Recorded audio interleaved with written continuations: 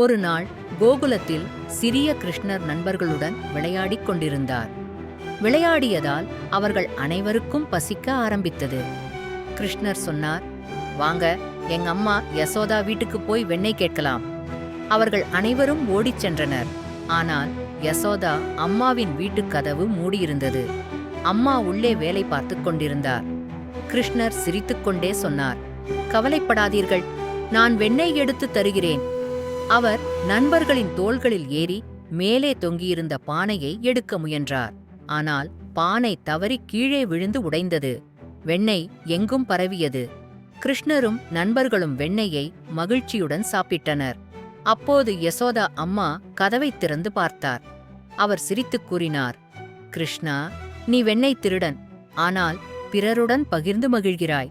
நீ உண்மையில் அன்பின் கடவுள். அனைவரும் சந்தோஷமாக சிரித்தனர். கிருஷ்ணரின் இதயமும் மகிழ்ச்சியில் நிரம்பியது.